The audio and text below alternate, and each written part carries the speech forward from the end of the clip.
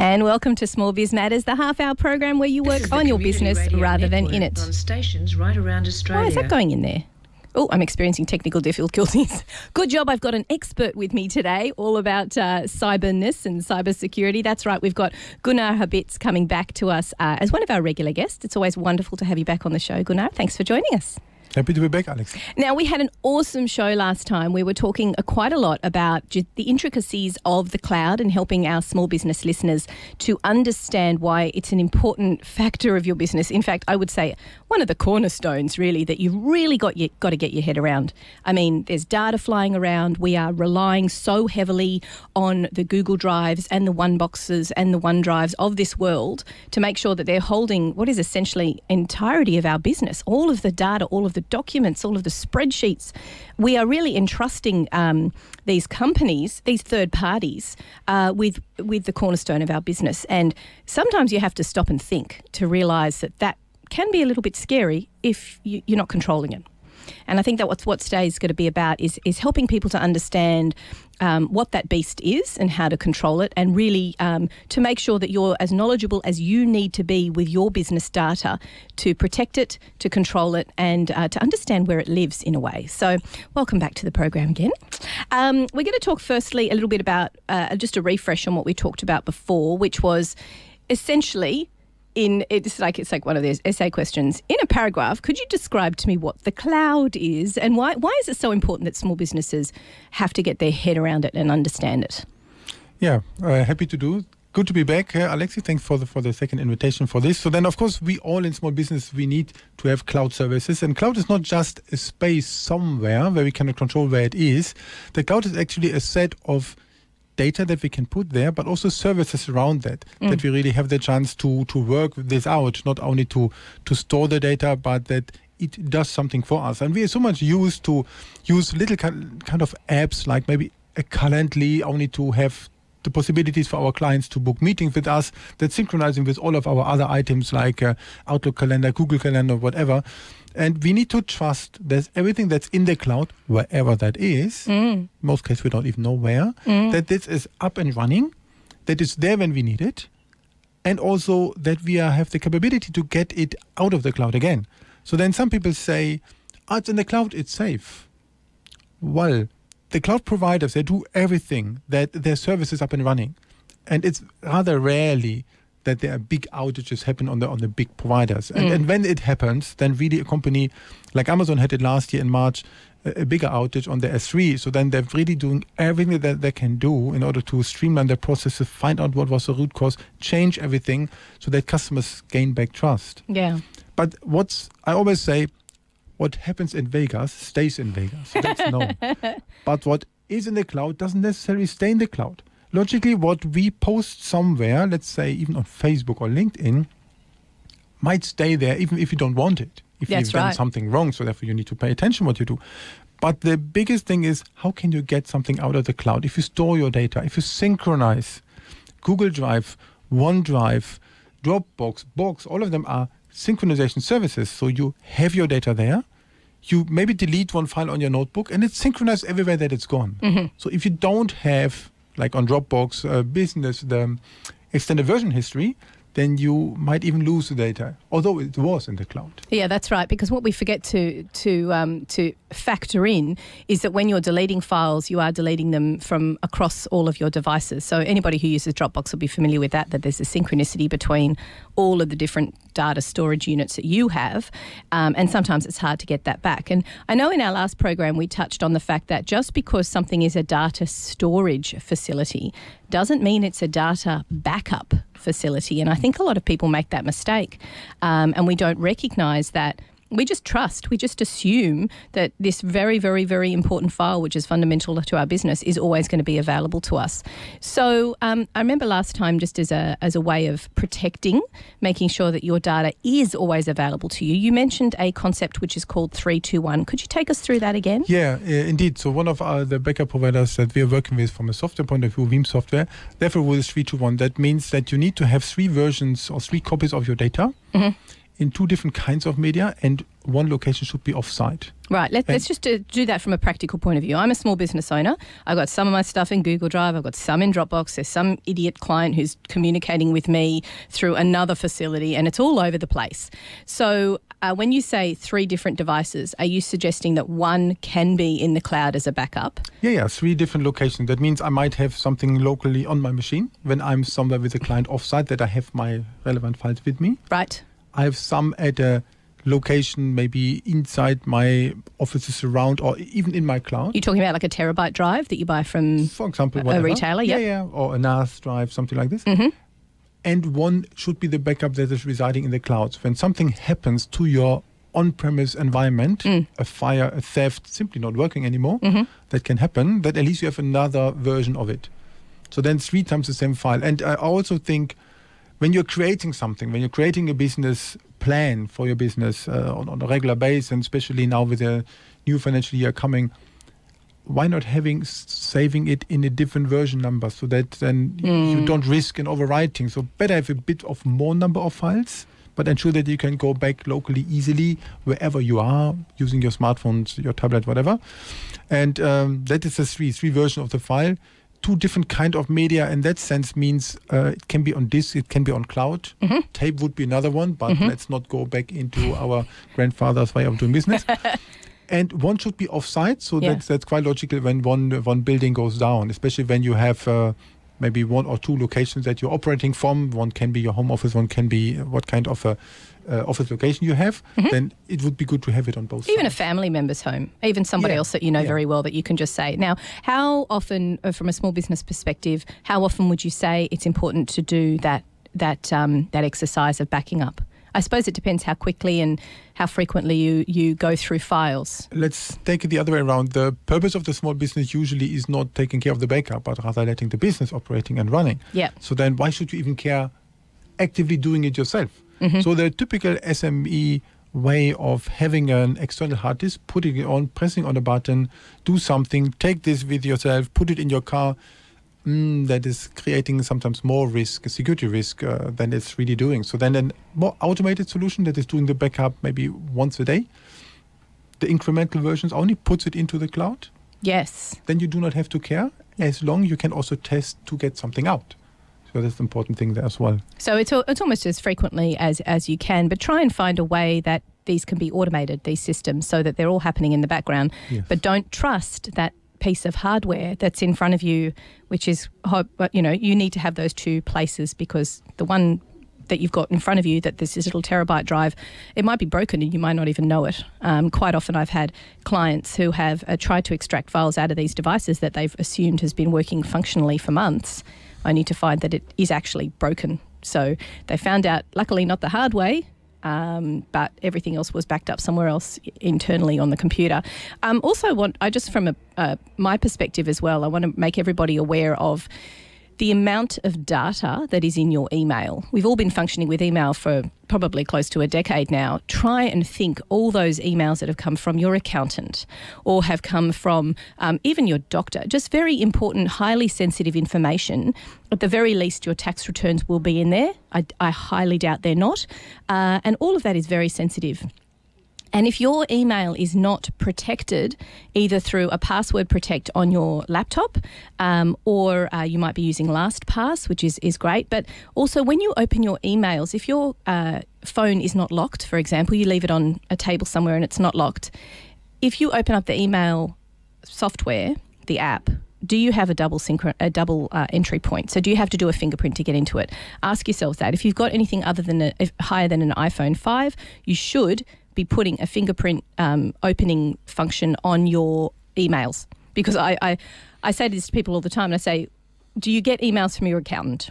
Simple as that. Because unless you're talking to your accountant verbally all the time, there's going to be some highly sensitive data in there, and highly likely for that to be stolen, because it's very easy to get into your emails. And the other thing is as well, if you go to any program online and you say forgot password, what you're going to do is you're going to punch in your email address and you're going to say forgot password, and that password reset is going to go to your email address, which is not protected on your phone, and then anybody can change your passwords to anything.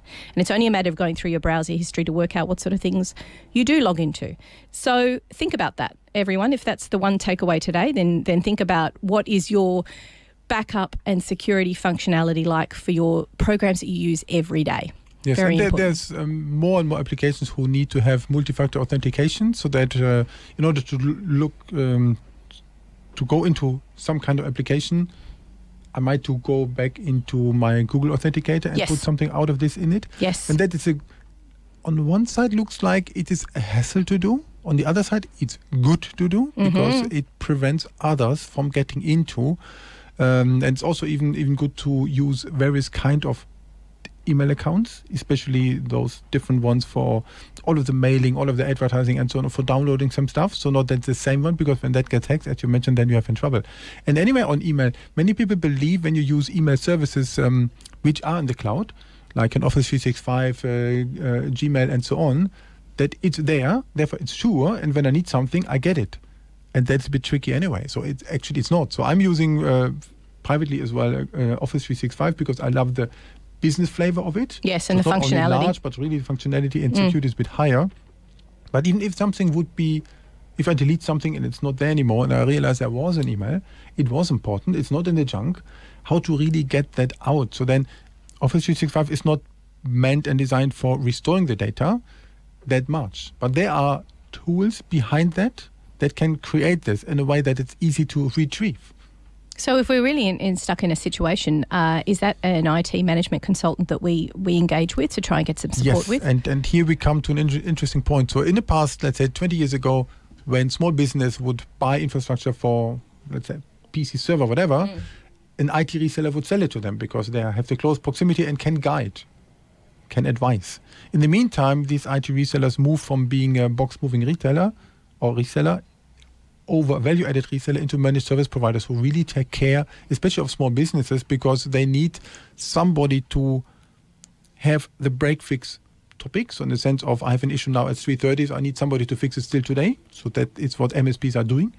But also somebody who can tell me and guide me as a business owner to say, that is the landscape that I have now, but what do I need in order to scope with IT, to really be there, to grow with it, to find out what kind of applications are there, to always have these questions, and somebody who is looking and puts a roadmap for me, for my business, to say that that's where the IT trends go to, and that's how you can basically cope with that. And therefore the MSPs are very important because they're also quite good advisors on that. Well, it's like anybody, you're surrounding yourself with good people. What sort of questions do you ask when you're looking for the right person? So as you mentioned, you need someone who's quite efficient with getting back to you, so their responsiveness is important, but also how well do they know your business or your type of business and the programs that you use and the way that you function, because you don't want someone to come in and just completely overhaul all the systems and then you have to relearn everything. They really have to understand what your existing systems are and work with that, don't they? And here it's easier than compared to a dentist. If you go to a new dentist, you move to a different town, he would say change everything that the old dentist has done, logically, because it's a different view of it.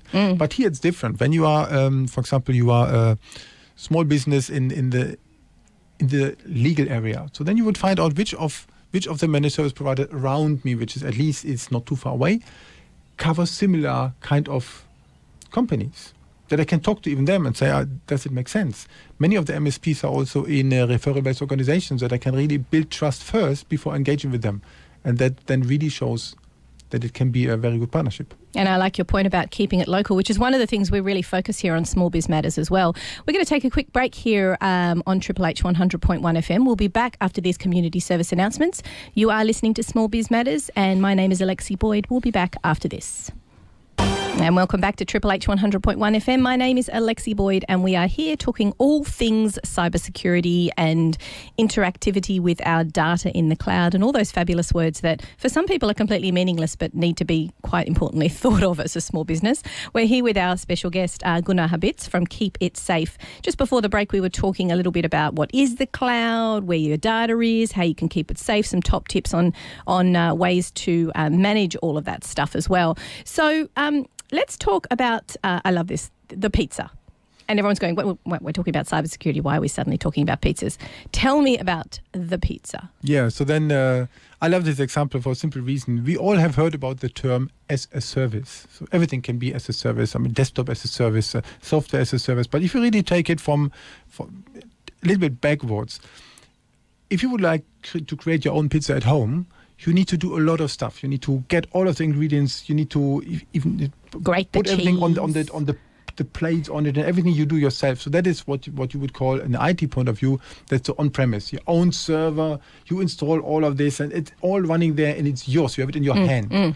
So then the next one would be, in the sense of take and bake, that you are outsourcing a little bit of the pieces. So you don't need to take your pizza dough anymore, and all of the toppings. You really get this already. You can buy this in the shop. So that we would call here infrastructure as a service. So that the whole certain infrastructure layer is delivered already from IaaS rather than providers. building your own computer. Yeah. Exactly. So the next level would be then platform as a service. So there you get more about it out of the cloud, whole platform of things which has more services. So from a pizza point of view, it is a delivered pizza. You not only get the toppings and everything at the door, but you have the total pizza which is coming to your home. So that's a platform as a service. And when you take it then further and say software as a service, what is that? So it's basically you are dining out and you go to a pizzeria and have it there and enjoy it in their premises and in their environment. So that is basically, you only pay in the software as a service for what you deliver.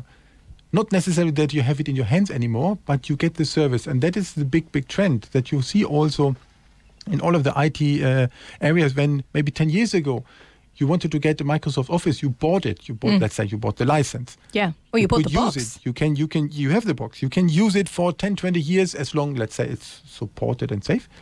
But with Office 365, it's totally changed. So it's only the annual subscription. And whenever there's a new version, like the upcoming Office 2019, you get it. You do not need to pay for it. But you pay just for usage, and the usage is then completely different. It's per month, and it's not even much money. Would you say that as to use your analogy, as the pizza is more refined and more readily delivered, your service goes down, or does it go up? I mean, the service providers are meant to be supporting the software. Is it improved in the last few years? Do you think it's better than it used to be? I perceive it improved because, of course, you need to let go. You cannot control everything anymore. You cannot say to the pizzeria what kind of oven they should have, because you might have a different choice yourself. It's not there. You cannot decide. You have to work within their parameters. How the data center is created. The good thing is that many of the big providers like Amazon, Google, Microsoft, they store the data in Australia, which for most customers here is very important, especially when they have certain regulations that it requires the country staying in the country. Such as if you're in the financial services sector. Yeah. Or even the healthcare in New Zealand doesn't allow to store data in Australia, although we are neighbors. So it should be local. So, and that is at least that's a good thing on it. So we do not have to take care of some data which is sitting somewhere outside. And that's another little exercise my listeners can go away and do today, which is to actually question whereabouts your data is being stored. Because if you're not comfortable with your data being stored perhaps in a country that you're unfamiliar with, or that you're not comfortable with, you need to ask those questions and maybe move stuff around so that it is only in Australia. If you're in an organisation that is part of the financial services sector, you've got a requirement that it can only be locally stored as well. So something else to be aware of, and maybe ask the questions. Yes, and there's another requirement as well, which is about how long you should store the data. So a typical retention time of 7 years, and in some industries goes even beyond that. Yeah, particularly for health. Imagine, yes. So that sort of brings us neatly around to RPO and RTO. So another expression that is bandied about. Can you explain that to the listeners? Yeah, and the funny thing is most abbreviations in the IT industry have 3 letters, if you realize this. So it's very often 3. So then here, when you take the situation that there would be a disaster, let's say the server doesn't work anymore, it's stolen, there's a fire, whatever. You're talking about on a micro level, like your own personal disaster? Even there. Yeah. Even there, doesn't matter how it is, but you cannot continue to work anymore. Then you have basically 2 kind of numbers. And one is the RPO, which is the recovery point objective. So it's basically the maximum targeted period in which the data might be lost. So let's say if the last backup you have done, and you know that you can trust was maybe 3 days ago, Yep. then the RPO time, if you put it in hours or days, doesn't matter, but it's that time from the last time you had the last snapshot until today. Right. When you're writing on some kind of business case for the next financial year, you lose 3 days of data. Yep. In case the last backup was at that time, or the last snapshot that you still have from the server. That's the RPO.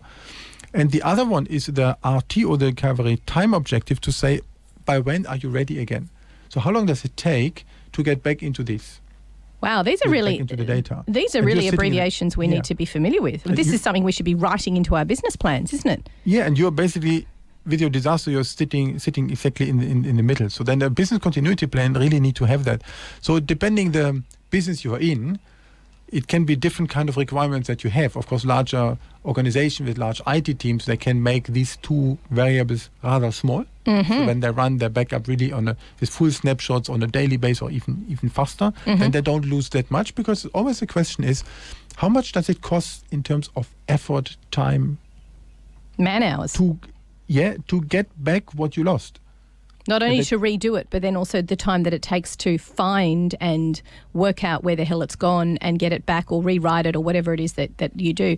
And that's the question we should be asking ourselves when there's people out there who say, I don't have a backup. First of all, you're nuts. But secondly, really? Well, okay, how much time would it take you to redo or only back up once a month? Really? You're going to do 29 days of work again? And then, like you said, the RTO, that's time down where you can't actually be working on your new clients or existing clients because you're redoing the work that you've just done over the last month. And you really need to ask yourselves, we all know that time is precious. Well, then don't waste time because you haven't got these systems in place for a continuity. Yeah, taking back into the pizza. So it's a question of the risk appetite. Indeed. And usually people are not risk hungry. I love food analogies. So let's talk about worst case scenarios now. Cyber insurance. So I know personally as a bookkeeper, I have to have my own professional indemnity insurance. And a lot of these insurances now have got a little bit of cybersecurity locked into them. So they protect you somewhat. But it's really important for those of you who go, oh, good, I've got cybersecurity insurance. You go back to your broker and you say, what exactly does that mean? Does that mean you're going to pay me for a month's worth of wages while I spend the time trying to recover the data? Or are you expecting me? Do you have parameters in which I must back up? Is it part of my insurance policy that I'm going to be covered, but I have to prove that I'm doing due diligence and I'm backing up at these intervals? You don't know. So ask your broker those questions because cybersecurity is something, again, in a contingency plan, we need to be aware of. And it is good. It's good news that the insurance industry is coming on board with cybersecurity options as an add-on, but investigate it. Find out with your insurance policy. Ask your professional association if you've got the best policy for you and what the expected cybersecurity issues might be for your industry. I think that's really important. So how does that sorry, go on. The interesting thing on cyber insurance, many people believe I'm covered, so the backup is not too much needed. And some others ask, hey, you are in cloud backup. That is like insurance. And I said, no, it's a complementing topic. You might not get a cyber insurance when you don't have a backup plan in place. And if you take it further, more broadly speaking, there's the two things. In case of a disaster, you lost data and actually you lost time because the time to be back on track, that time is money. So then the cyber insurance can cover you a little bit about that when it comes to the revenue loss because backup providers can't do that. Yes. But cyber insurance cannot get back your data. Like every insurance is a question of the risk and money that's associated with it. So then it needs actually both. That's true. You need to cover yourself both for the data. Your insurance policy needs to be a data insurance policy in a practical sense, as well as, an insurance policy which covers you for the time as well. And it's not only the question of backup, because at the end, if you take it from a more broader perspective, you would like to be back on track. So then there's a question for me about more the disaster recovery, because backup is good to have to restore files. To have the opposite of a backup is restoring, to get back into data. And one of our backup software vendors made a worldwide study about 2016. And they found out that 6% of all volume that is stored across the worldwide has been taken back and restored. Usually files that have been deleted or older version of the file. So that's a typical opposite of the backup. Yes, you can get back data, that's good. But you normally talk about you have majority of your data, but you're interested in a smaller subset of the data. The biggest driver here on the whole story is rather the disaster recovery, which takes that everything is lost. all is gone, and how you cope with that. And that also with the cyber insurance comes into place. So then that for me falls into the total idea of the business continuity, which needs to have a proper business continuity planning. And there are organizations who really do this and help on that one. And if you follow some of the organizations who consult larger companies, like one of our business partners, Rinske Relings, she's doing this, and her company name is Business as Usual. She's really guiding and posting about all of these topics, how she's doing this not only for Australia but also in APAC. So that's good, and learn and draw some conclusion to make a business continuity planning just for my own small business to find out how am I covered. Because one thing is for sure clear: whenever a disaster comes, it comes in the worst moment. Yeah, it's never good timing, is it? And I like what you were saying there. There's definitely some good places. What was that? What was the name of her company again? Business as Usual. Business as Usual. A great resource there. You can follow her and read some of her articles and actually condense it down for what you can use for your business as well. And just going back to what you were saying there about the importance of the restoring factor, maybe an exercise today that people can go away and go, okay, let's hypothetically say I can't get back a file. What is the process, while I'm not in a panic mode, what is the process to find out how to get that file back? So that when it comes to, being at complete panic, at least in your mind, okay, I've researched this. I know what I have to do to get this file back, if I can get it back, and at least you're not doing it, when you're in a highly stressed situation.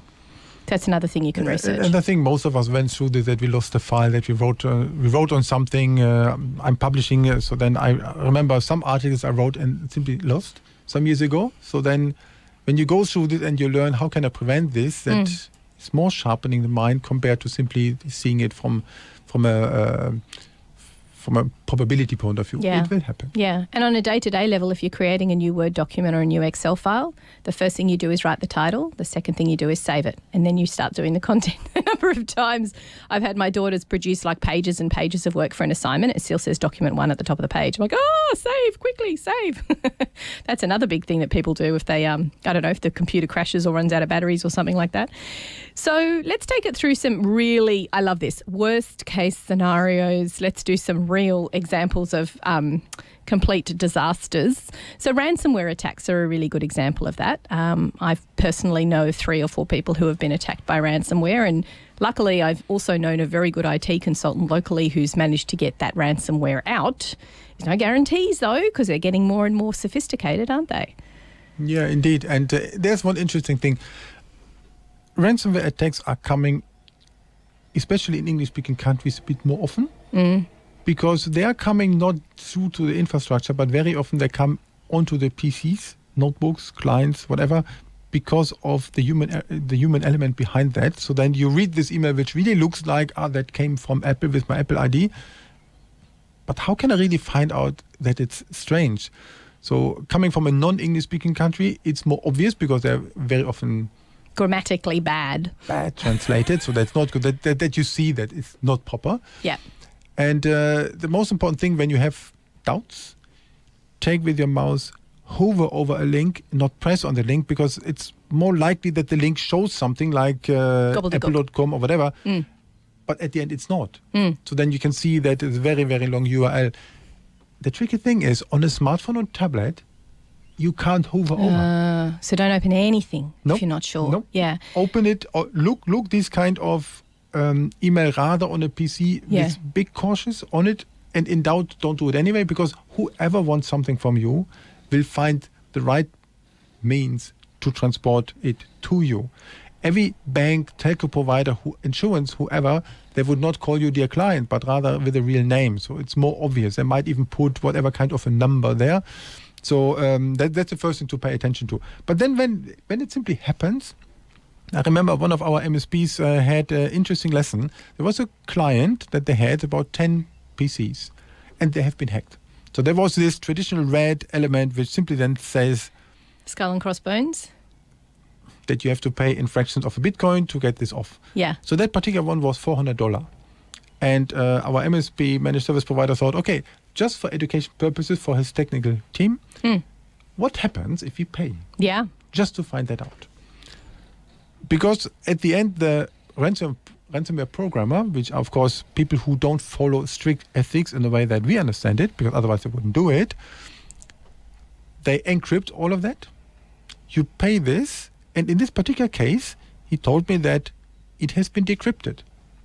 So you pay for this, $400, it was decrypted. But the bad thing is, actually two things. Number one, when the programmer realized you pay, he does it next week again because you pay. Slowly increasing the money, lovely. That's not what you want.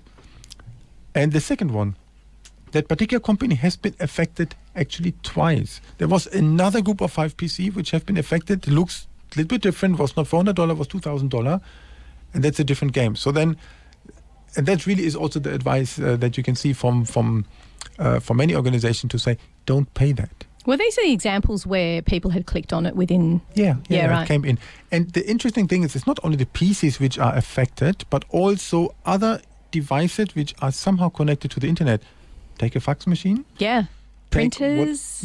Printers. Yeah. Whatever is there, switchboards, and has some kind of control and might not have latest operating system, might not have been patched by latest versions. Very often you find it also in smaller companies who do have IT people, that they might not have enough time, effort, bandwidth to update all of operating systems. Or I realized one company recently who's operating Office 2007, which is not supported anymore by Microsoft.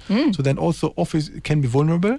So then pay attention that you have rather latest version of it. There are reasons why software providers are updating and trying to cope with all of security measures of this. They're trying to keep ahead of the game. Yeah, but that is one thing. So when you get inside, you have the ransomware attacks. So when you have the chance to go back to your existing backup and to take everything back, it takes you the time, as we discussed, RPO back when you have it, and RTO until you are back again on track. But that's the way that makes more sense. There's one big danger. Normally, the ransomware works like this, that they can encrypt your files, but not necessarily download them.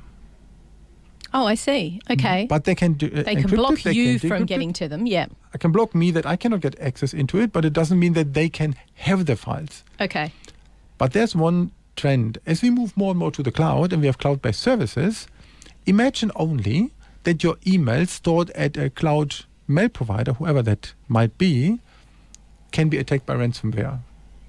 You can cause this as well. You open an email which has a login, which looks like the login to your whatever, Office 365, Gmail, whatever. And soon it's not ransomware traditionally on your local devices, but somewhere in the cloud. So when it's there and the person, the ransomware programmer, has access to it, he then can download. And now comes a big trick. We have the notifiable data breach in Australia since 22nd of February, which causes some fines. So if I'm a ransomware programmer, I would say, dear customer, call it customer, you don't want to pay me the $2,000. Well, I have your data. I can breach it. Then you have to pay $360,000 as an individual or $1.8 million fines as an organization. So they're aware of what the government is instigating with notifiable breaches. Yes, so then we need to pay even more attention on our passwords, on the way to access cloud-based services, that this does not happen. Don't click on anything you're not sure of, and try and minimize the risk by using software that helps to protect your data, I think is one of the takeaways from that session here with Gunnar. Good, I just combined your names. Look, you're here with Small Biz Matters here on Triple H 100.1 FM. We're packing through so much information all in relation to cybersecurity and how to protect and restore your data here on Triple H. We're going to be coming back after these community service announcements. So today's program, speaking of technological things, is we're focusing today on some quite intricate matters with relation to cyber security, data storage, data recovery. And just before the break, we were talking to our fabulous guest, Gunnar, about the way that we should be handling our data and thinking about the time that it takes to recover it and also restore it. So if you're only backing up once a month, and on the 29th day since your last backup, you lose everything, you've got to factor in the amount of time it's going to take you not only to potentially recover it, if it is recoverable, but restore it, which is actually to reproduce that data. And if you don't think that is an important factor in your business, just imagine having to down tools for 2 or 3 weeks and not service anything new while you're trying to reproduce that. I think that should be enough to scare people into, if not the scary stories about ransomware and all that sort of stuff. Are we here to scare people today, Gunnar? Is that the plan? Yeah, well, it's not about selling a wellness service. We want you to be aware of worst case scenarios because these are frequent. They're not, it's not as though this is happening once in a blue moon anymore. Every single business, everybody who has email, anybody who uses any technology is vulnerable. And you were talking a little bit before the break about different emails and how to check if they are genuine. Fuzzy logos, there's a good example of how you can tell if they're not genuine. If you're not expecting an email from this particular service provider, if you hover over the email address and it is very long or gobbledygook or not something that you recognise. Also these days, most government agencies will not send you anything that expects you to click on a link. We're getting a lot of messages from MyGov, but they will never give you a link. They'll just give you a text thing that says you need to log into your account, however it is that you do that. So if you're suspicious at all, even in the slightest, then don't click on it. And another thing I found out a few years ago, was speaking to a cafe owner. He had, somebody had come in and said, can you please print this out for me? And they had it on a USB stick and they were a regular customer and they thought, yeah, sure, no worries. They plugged the USB key directly into the printer and printed out what was on there for them. It was a PDF. Nothing happened for months. And then bang, they lost everything because there was a dormant virus that had been infiltrated into their system. And like you said earlier, not just computers and PCs, but actually through a printer, any device that is connected through your internet network, your Wi-Fi, as it will. So you can't be overly cautious in this. Unless you think that your business is worth losing, you can't be overly cautious. I think that's the takeaway from today. So one of the things we were talking about just before the break was thinking about your insurance policy. Make sure you go away and ask about what it is that you are covered for, not just the time that it takes to recover things, but the cost that it would be to recover the data. What about these emails we're getting quite a lot about from our international clients or suppliers, the the GDPR regulation in Europe? What is that? Do we care?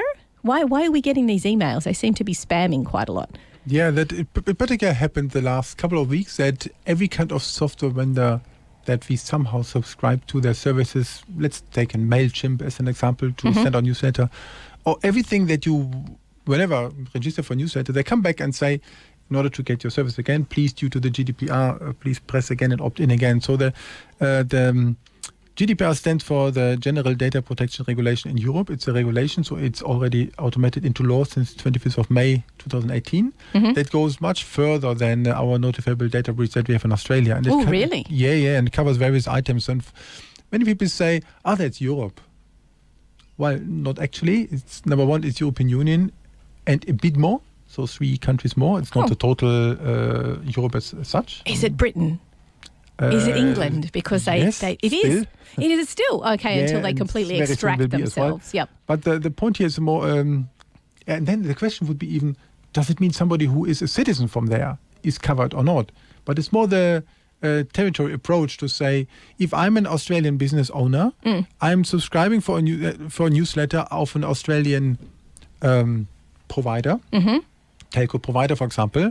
When I do this, subscribe for the newsletter, I think I'm not covered by GDPR because I'm in Australia. When I do the same as an Australian for an Australian provider, but sit by accident in Frankfurt on the airport, then I'm covered on GDPR. Oh, which is why they've done such a universal throwing out of all this information, and that's why we've got so many, because they have to sort of cover themselves not only for where you live, but where you might be located when you're reading and using their services. And my point is, GDPR lovely starts with a G, which stands then for global. Treat it as global. If you act like the worst part of a chain, you can cover this, and that makes sense because many organizations here in Australia are working on the European market. We are all global. Of data from there, or you market in whatever way there. You have suppliers who are having some of their services sitting in Europe and partially the other way around. So then it's quite obvious because we are so much connected here. So then, and we see many of them updated the privacy policies, and it makes sense to look what kind of privacy policy do we have as well. I was going to say, should we be looking into this as small business owners because we are in a global market? Yes. And it makes sense to look into what your lawyer is saying as well. So, for example, I found a very good article on LinkedIn from a barrister who I know quite well, Talita Fishburne from Wardle Chambers, and she really wrote about this, how that is affecting Australia when you do business with the European Union and the other countries around that, which are 3 more.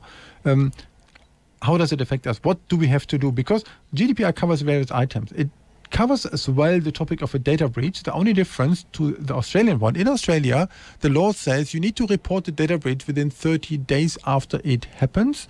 If you don't report it to the government, then there are the fines that I mentioned, $360,000 or $1.8 million. 30 days. The difficulty is very often it is our clients to tell us that we lost data. Right. It's not necessary that companies know about that. It's rather the other way around, and it takes its time. It might be minutes for somebody to hack in, but it might take months to find it out. Yeah. And the GDPR goes further and says it needs to be reported within 48 hours, and the fines... 48 hours? Yes. And the fines are in 2 steps, depending what kind of data breach it is, and the highest one has a fine of either 20 million euro or 4% of the global annual turnover, whatever is greater. So imagine the Australian subsidiary of a large organization which has a head office in Europe is capturing this, and we create a little tiny issue here. So then 4% of their global turnover worldwide can be captured. And we know that some companies are operating worldwide. That's a trend anyway. So that's rather scary to go on this one. There's some other items in it, and therefore it comes to the way how we act, and therefore we got all of the newsletter, because it's a question of when you market towards consumers, so B2C, business to consumers, they need to have an active opt-in for a newsletter. So if I would like to subscribe to Small Business Matters newsletter, I would like to do that. And you record this, and you have this in case that I would come and say, I never subscribed to this, because you store data from me, personal identifiable data. That's what you have from me, my name, my email address, when I register. And that is personal enough to be considered a data breach. Absolutely. On the B2B side, marketing to business, it's a little bit different. At least it should be a subsequent opt-out that should be also recorded. And that's an important element. And we all have seen that the big vendors of software who handle this, or marketing automation software, that they really go after this. GDPR has been published 2 years ago and comes into practice now, but my feeling is that everybody tries to do it at the last moment, and for sure most organizations are not ready for this. But what I like when there are the most critical players in the area of marketing automation, like Marketo from the US, they even took a very bold approach here in Australia to look into how that works, how we can guide our customers from Australian point of view, instead of just saying it's somewhere there in Europe. So given that we are working in a global market now, and then we all have either a client or a supplier or some sort of connection to a European company, aside from examining our privacy policy on our website, and also looking at our legal side of things and making sure that we're covered, is there a place that we can go to that will explain the GDPR regulation for Australian businesses? Is the Australian government supporting businesses in any way to explain to them what they have to do? Is there anything that's happening? I mean, where can we get resources on this? Well, of course, there's a couple of organizations which are in the cybersecurity space in general, because it's connected to it. If people follow you on LinkedIn, can they find out this sort of information? Yes. So I'm also posting about these topics. I will put in the meeting notes also this particular article about GDPR in Australia that I mentioned. And don't forget, everyone, when you are listening to Small Biz Matters, the podcasts, which are all available online via the website, we also have some copious notes and information and reference points that you can go to, as well as listening to the podcast at the same time, which Gunnar has very kindly supported the program with. And one interesting thing on the GDPR, the customer has the right to be forgotten. So imagine I had you on my private newsletter. Yes. But you don't want this. Yes. Then you can raise that I delete the data. But that comes when I take it from small business point of view. How would I know where I store all of the data? Yeah. Physically where it's stored? Yes. But also, how can I get rid of that? Which kind of tools has it? If I'm serving a client and I sell them, then of course I have an invoice of the service that I provided, and that is taxable, so it needs to be stored for 5 years. Good. Yeah, that's fine, and that's all good. But when it comes to putting a marketing on somewhere, the customer has the right to be forgotten. And even we have all of the call centers who are selling services, they need to ask now in Europe, is it okay that I can talk about a promotion with you? Or before they can talk about it. Yes. God, that's going to make it a big hurdle, isn't it? Would be lovely if some insurance would do this in Australia as well. Before they breach the conversation. Yeah, but the whole area comes, of course, because cyber insurance is a very big issue. We are much, much more connected. So in the meantime, we're already 46% of the world is connected when it comes to technology. May I ask you something? You were talking a little bit about newsletters there and the ability to be forgotten. If we use a large organisation like MailChimp or some third-party provider that's very huge and well-known, are they more likely to be able to be compliant with these regulations than if we're trying to manage these things ourselves on our website and we might be in breach? Are we sort of meaning to trust those companies a little bit more than our own abilities because we're on such a global scale now? So my view is we can really trust those companies, especially I just updated on my own website, used by WordPress, created by WordPress, and there's a button to click so that when somebody would subscribe to my newsletter, it's automatically properly written GDPR compliant sentence about what happens if a client clicks on that. So then they really take, these organizations, they take GDPR from a global point of view. And they take it very seriously, obviously. And they publish a lot about it. When you take HubSpot as an example, who also serves a lot with great tips to provide this value for free until you use more. So it's all covered, and that's a good one. So we shouldn't be just reading these emails and going, well, it doesn't apply to me because I'm not located in Europe right now. But as you said, we are on a global scale, and all of these sort of changes we need to treat globally. Look, we've jam-packed this show. It's been an hour-long program and there's been heaps of information. I'd like to thank you once again for coming on the program, Gunnar. I imagine we can probably talk for another hour in another couple of months' time and cover even more information off because your knowledge is just so exhaustive. Now, how can people follow you on LinkedIn and find out a little bit more about the company that you're with? Yeah, well, I'm on LinkedIn myself. Gunnar Habit, easy findable. The name is not that common. And our company, Keep It Safe, has also an ANZ representation on LinkedIn as well. And we are posting there and on Facebook all of the tips that can be done. And tips are very much needed because, especially for small businesses, when I go and make my round in the BNI groups and talk to many of individuals, there's very often is some kind of question what we can really do, and regular backup and DR testing is the obvious thing that of course is part of my profession, but also having secure passwords, multi-factor authentication is important. There one gentleman recently said, my password is called incorrect because simply the word incorrect, whenever I type something wrong, it tells me your password is incorrect. So that's a hint, but that's the worst thing. It's like as bad as taking your mother's maiden name because it's always obvious to capture. Yeah. So then these are elements that need to be done. Always run the security updates, look into the access control of apps. And even if you have a password that you think it fits for everything, no, better not have passwords differently. There are tools for doing so. And if you don't like the tools, create passwords yourself and change them. Change them frequently, every quarter or something like this. As long as the password is not called Q118, something like this. Yes, not much simplistic. At least be clever on that. Talk to managed service providers who can help about that. And for me, one of the starting point about a whole area is about education, awareness, plan properly, look what's your risk appetite, how can you really cover this kind of situation, because in that situation when it happens at a bad time. And I met one gentleman whose business was about to go to the ASX in 2 years' time, but they have been attacked by a hacker who only wanted to show his genuity. And the business went out of, the company went out of business. And it took that leader a year from a psychological damage that he failed to get back on track. So there's a lot of elements behind failure. He did have backups, but too old. So it was not possible to recover from this one. So the statistics that say 60% of business go out of, or companies go out of business after disaster within 6 months. There is, and that's the Australian number. Yeah, there is truth in it. You know, we don't like to scare people here on Small Biz Matters, but I think today is a way that we need to do that, because you need to work backwards from worst case scenario, and you need to instigate with the right people and the right research and information to make sure that you cover yourself for this sort of aspect of your business, which is so important these days. Thank you once again for coming on the program, Gunnar. From Gunnar Habits from Keep It Safe. You've been listening to Small Biz Matters, the half-hour program where you work on your business rather than in it. My name is Alexi Boyd. I'll see you all again next Tuesday.